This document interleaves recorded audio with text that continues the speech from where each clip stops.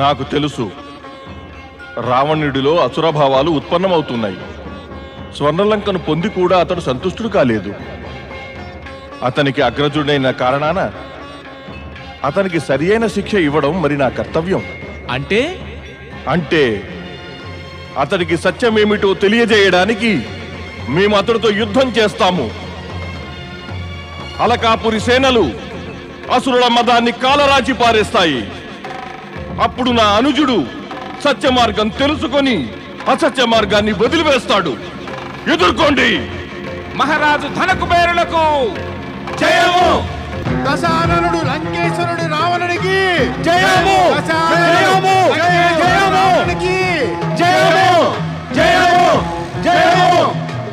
అలకాపురాధిపతి ధనకుబేరులకు జయము! జయము! జయము! దశాననుడు లంకేశ్వరుడు రావణుడికి జయము! దశాననుడు రావణుడికి జయము! జయము! జయము! అలకాపురాధిపతి ధనకుబేరులకు జయము! జయము! జయము!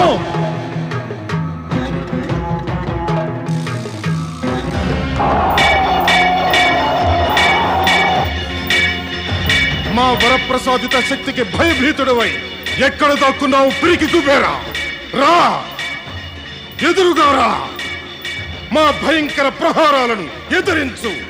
రా,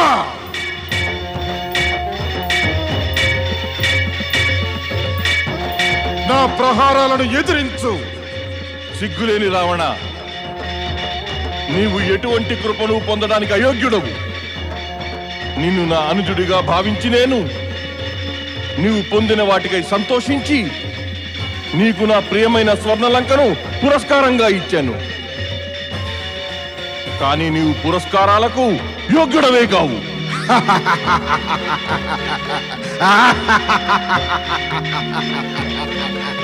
నా కృపను నీవు తప్పుగా అర్థం చేసుకున్నావు దుష్టుడా. నా ప్రహారాలు నీ అత్యాచారాల నుండి జగత్తుకు ముక్తిని ప్రదానం చేస్తాయి.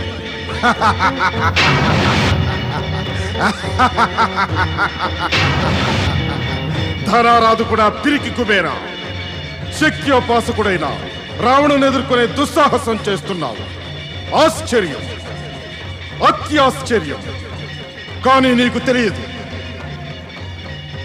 రావణుడి పేరు విన్నాక శూరులు వీరులు తమ అస్తిత్వాన్ని మర్చిపోయి రావణుడి చరణాలపై మోకరిల్లుతారు. నీ అంతట నీవే నీ ప్రశంస చేసుకోక అహంకారి రావణ. నాతో యుద్ధం చేయి. నీకు నీ దుస్సాహస ఫలితం ఈ క్షణంలోనే లభిస్తుంది. నీవు నాకు దుస్సాహస ఫలితాన్ని ఇస్తావా? నీవు నిర్బల పిరికి కుబేరా, ఒకవేళ నీకు జీవించాలని కోరిక ఉంటే ఇప్పుడే ఈ క్షణంలో నీ పుష్పక విమానాన్ని నా చరణాలపై సమర్పించి నాకు జయ జయధ్వానాలు చేయి. జరగని పని. నీవు కృపకు ఉపకారానికి అయోగ్యుడవు. నీవు దుష్టుడివి. దుష్టుడి భాషే నీకు అర్థమవుతుంది. మూఢబుద్ధి రావణ. నేను ఈ యుద్ధం నిన్ను దండించడానికి కాదు, పైగా నిన్ను సన్మార్గంలో పెట్టడానికి చేస్తున్నాను. ఇదిగో నా ప్రహారం కాచుకో.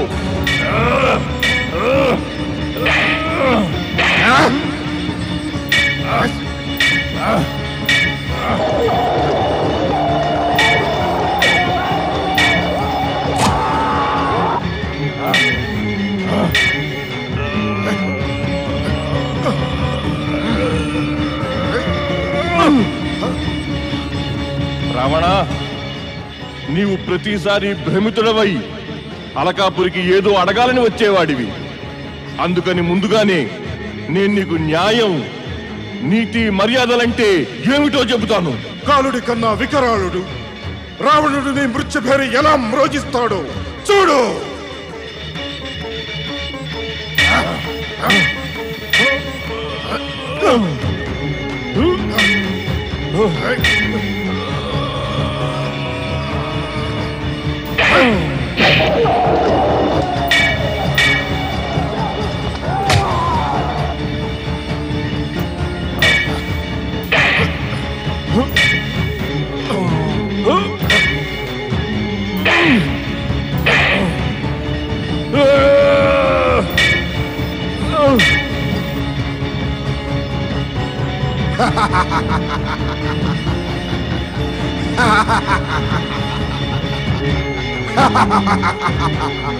ఇక తప్పించుకో ఈ మృత్యుదండాన్ని. ఆగు రావణ, ఆగు. అన్యాయానికి, అత్యాచారానికి, నిర్లజ్జకు కూడా ఒక పరిమితంటూ ఉంటుందని తెలుసుకో రావణ. ఏ అగ్రజుడు నిన్ను ప్రోత్సహిద్దామనుకునే ఉద్దేశంతో స్వర్ణలంకను సహర్షంగా ఇచ్చాడో అతడిని హత్య చేద్దామనుకుని నీవెన్నడూ స్వార్థివి కాకు. వెళ్ళు, వెళ్ళిక్కడి నుంచి. క్షమార్థుని పితామహ, కానీ ఈ సమయంలో మీ ఆజ్ఞాపాలన చేయడంలో అసమర్థుడిని. నేను నా తల్లి కేకసికి మాట ఇచ్చి వచ్చాను. నేను కుబేరుడి పుష్పక విమానం ప్రాప్తి పొందకుండా నా మొహం కూడా చూపించనన్నాను. నీవేమంటున్నావు రావణ? నీ మాత కేకసి నాకు కూడా మాతయే. ఆవిడకు ఇచ్చిన మాట నిలుపుకోవడం అది నీలాగే నా కర్తవ్యం కూడాను. నువ్వు ఈ మాటను ముందే ఉల్లేఖించినట్లయితే ఇంతమంది నిర్దోషుల రక్తపాతం జరిగేది కాదు. ఏ ప్రకారంగా నీకు స్వర్ణలంకను ఇచ్చాను అదే ప్రకారంగా నేను నీకు పుష్పక విమానాన్ని ఇస్తాను. కుబేరా, భవిష్యత్తులో కీర్తిగాథలు నీ స్వభావాన్ని ప్రశంసించడంలో ఎప్పుడూ కూడా సంకోచించు. రావణ, ఇటువంటి ఆదర్శ సోదరుడికి ప్రతిగా ఉపకారం వ్యక్తం చేయి. దాంతో నిన్ను నీవే గౌరవించుకుంటావు. దానితో పాటు మనసులో సంకల్పం చేసుకో, అగ్రజుని ఎడల ద్వేషం పెంచుకోనని. పితామహ, నేను ఈ కుబేరుణ్ణి పరాజితుణ్ణి చేశాను. దాని అర్థం ఏమిటంటే నేను ఆ పుష్పక విమానాన్ని నా బాహుబలంతో సంపాదించుకున్నానని. మీరు మధ్యలో రానట్లయితే ఈ పోటీకి భీరువు యమలోకంలో ఉండేవాడు. దశాననుడు లంకేశ్వరులకు జయము! దశాననుడు లంకేశ్వరులకు జయము! దశాననుడు లంకేశ్వరులకు జయము! వినాశకాలే విపరీత బుద్ధి. స్వామి, ఎందుకో చాలా రోజుల నుంచి ఒక ప్రశ్న నన్ను వ్యగ్రురాల్ని చేస్తోంది. తల్లి హృదయం సదా తన పుత్రుల క్షేమం కోసమే వ్యగ్రమవుతూ ఉంటుంది. నిశ్చయంగా ఈ వ్యగ్రత అదే భావం మూలంగా ఉత్పన్నమై ఉండాలి. అంతర్యామి, ఈ జగత్తులో ఉత్పన్నమవుతున్న ప్రతి ప్రశ్నకు జవాబు మీరే. నా మాతృత్వాన్ని ప్రశంసించి మీరు నా వ్యగ్రతను శ్రమింపజెయ్యరు? అవశ్యం దేవి. నీవీ త్రేతాయుగంలో వస్తున్న మార్పులు చూసి చింతిస్తున్నావా? అవును స్వామి. ఏ దైవిక శక్తులు ఆ కృతయుగంలో ఎంత ప్రభావశాలిగా ఉన్నాయో త్రేతాయుగంలో అలా ఉండవా? దేవి పార్వతి, ఈ వర్తమాన త్రేతాయుగము సమాప్తి చెందిన కృతయుగాలకు అంతరం ఇంతే దేవి. దైవిక శక్తులు కృతయుగంలో అధిక శక్తితో ఉంటాయి. ఇంకా అసుర శక్తుల్ని నాశనం చేయగలిగే శక్తి ఉంటుంది. అంటే ఈ త్రేతాయుగంలో దైవిక శక్తుల సామర్థ్యం క్షీణిస్తుందా? అవును పార్వతి.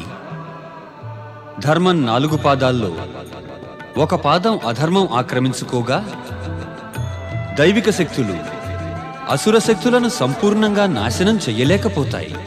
దీని పరిణామం ఎలా ఉంటుంది స్వామి? యుగ ప్రభావ కారణంగా సాధారణ మానవుల్లో కూడా అసుర శక్తుల ప్రభావం దృగ్గోచరమవుతుంది. దాని పరిణామ స్వరూపంగా మానవులు అసురుల మధ్య అంతరం తెలియడం కఠినమవుతుంది. అది అత్యంత ఘాతుక స్థితి కదా స్వామి? స్థితి ఎంత అధికంగా ఘాతుకంగా ఉన్నా సరే పార్వతి, అంతిమ విజయం సత్యానిదే అవుతుంది. ఎందుకో తెలుసా? ఎందుకు స్వామి? ఎందుకంటే ప్రతి యుగంలోనూ వేలాది వ్యక్తుల మధ్య ఒకలాంటి వ్యక్తిత్వం జన్మిస్తుంది. అది తన కర్మల ద్వారా సంపూర్ణ యుగధర్మాన్ని మార్చే సమర్థతతో ఉంటుంది. వ్యక్తిత్వం ఈ రెంటిలోనూ అంతరమేమిటి స్వామి? దేవి పార్వతి, వ్యక్తిలోనే వ్యక్తిత్వం ప్రకాశితమవుతుంది. ఈ కారణంగానే సూటిగా వాటిని వేరు చేయడం సంభవం కాదు. కానీ వ్యక్తి ఇంకా వ్యక్తిత్వము రెండూ వేరుగా ఉంటాయి. అంటే వ్యక్తికి పరిమితం ఉంది, క్షణజీవి, అస్థాయి అయి స్థూలమైనవాడు. కానీ వ్యక్తిత్వం సూక్ష్మమైనది, పరిమితి లేనిది. దానిలో స్థాయిత్వపు పాళ్ళు అధికంగా ఉండడంతో వ్యక్తిత్వపు పోకడ సదా నడుస్తూనే ఉంటుంది. అది యుగ యుగాల వరకు జగత్తును తన కర్మలతో ప్రకాశింపజేస్తూ సమాజానికి మార్గదర్శకంగా ఉంటుంది. నీ ప్రసన్నత చూసి మాకు ఏమనిపిస్తోందంటే నీ వ్యగ్రత ఉపశమించిందని. అవును స్వామి, ఈ యుగంలోని ఒక వ్యక్తిత్వంతో నాకు పరిచయం కలిగింది. నీవు జమదగ్నేయుడు పరశురాముడు గురించి చెబుతున్నావా? అవును స్వామి. నిస్సందేహంగా శ్రీ మహావిష్ణువు యొక్క ఈ మానవావతారం యుగ యుగాల వరకు సంపూర్ణ జగత్తును ప్రకాశంతో సుగంధపూరితంగా ఉంచుతుంది. నా ప్రసన్నతకి ఇంకో కారణం కూడా ఉంది స్వామి. తల్లి ఒక్క తన పుత్రుల క్షేమం గురించే ఆలోచిస్తుంది. కాని తండ్రి దానికై యథోచిత ఏర్పాట్లు చేస్తాడు. నారాయణ నారాయణ. ఓం నమః శివాయ. ప్రణామం మాత. ఏమి భాగ్యం, ఏమి భాగ్యం. నేడు భోలాశంకర్లతో పాటు మాతా పార్వతి ఇద్దరి దర్శనం దొరికింది. అది కూడా గంభీర చర్చలో లీనమై ఉన్నప్పుడు. నారదా, నీ యొక్క ఆగమనంతో చర్చ జీవం పోసుకుంటుంది. ఈ సమయంలో నీ ఆగమనంతో మాకు సంతోషంగా ఉంది. నారాయణ నారాయణ. మాత, మీ యొక్క సజీవమైన చర్చకు మరింత జీవం పోయడానికి నేనిక్కడికి ఒక జీవత్వ ప్రశ్నతో వచ్చి ఉన్నాను. నారదా, ఇప్పుడు నీవు ఏ ప్రశ్నతో ప్రత్యక్షం అయ్యావో అది మాకు తెలుసు. కానీ ఆ దుఃఖద విషయంలో జీవత్వం ఇక ఎక్కడి నుంచి వస్తుంది? క్షమించాలి స్వామి, ఇది చర్చా పరిచర్చలకు విరుద్ధమైన కార్యం. అంటే అంటే మీరు ఈ నారదులు సాంకేతిక భాషలో మాట్లాడుకుంటూ ఉంటే నేనేమో ఆ భాషను అర్థం చేసుకునే ప్రయాసపడాలా? పార్వతి, లంకేశ్వరుడైన రావణుడు అలకాపతి కుబేరుణ్ణి యుద్ధంలో ఓడించి అతని పుష్పక విమానాన్ని హస్తగతం చేసుకున్నాడు. దానికన్నా ఆశ్చర్యకరమైనదేమంటే ఆ బాధాకర విషయంలో కూడా నారదుడు జీవత్వం వెతుకుతున్నాడు. నారాయణ నారాయణ. భోలాశంకర, నా జీవత్వ ప్రశ్న ఒక్కటే. వినమ్రుడు, సదాచారి, న్యాయప్రియుడు, ఆ పైన మీకు పరమభక్తుడైన కుబేరుణ్ణి దుష్టుడు, దురాచారుడైన రావణుడు కైలాసం సమీపంలోనే పరాజితుని చేశాడు. కానీ మీరు అతనికి ఎలాంటి సహాయం అందించలేదు. మీ భక్తుడి పట్ల అన్యాయం చేసిన వ్యక్తిని మీరెందుకు దండించలేదు? నారద, అన్యాయం చేసేవాడి అన్యాయానికి దండన తప్పక లభిస్తుంది. ఇది ప్రకృతి కఠిన నియమం. భోలాశంకర, ఇది ఎలాంటి దండన? దురాచారుడు రావణుడి అహంకారం, సదాచారుడైన కుబేరుడు పుష్పక విమానాన్ని పొంది ఎప్పుడో అంతరిక్షంలోకి వెళ్ళింది. నారద, దురాచారికి ఒక్కోసారి దండన వెనువెంటనే ప్రాప్తిస్తుంది, ఒక్కోసారి కొంత సమయం తరువాత. అంటే కొంచెం నిరీక్షించు, నీకు నీవన్న అంటేకి సమాధానం దొరుకుతుంది. నంది, ఏమాజ్ఞ స్వామి? కొంత సమయం తరువాత ఒక వ్యక్తి విమానం ఎక్కి మన కైలాస క్షేత్రాన్ని దాటి వెడతాడు. కానీ నీవు నీ శక్తితోటి అతన్ని వెళ్లకుండా ఆపి ఉంచాలి. అది ఎంతవరకంటే మేమతన్ని కలిసేదాకా. అలాగే స్వామి. నంది, గుర్తుంచుకో, నీవు వానరముఖ రూపాన్ని ధారణ చెయ్యి. అలాగే సమస్త శివగణాలను నీ వెంట తీసుకుని వెళ్ళు. అలాగే స్వామి.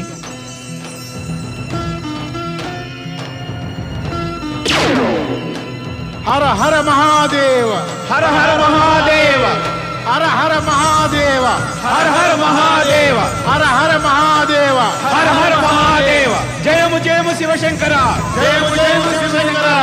తన సదాచారి వినమ్రుడు అగ్రజుడైన కుబేరునితో కృతజ్ఞతతో వ్యవహరించే రావణుడు మమ్మల్ని కలువవలసినదే నారద. మా కలయిక వాస్తవానికి విచిత్రంగా ఉంటుంది.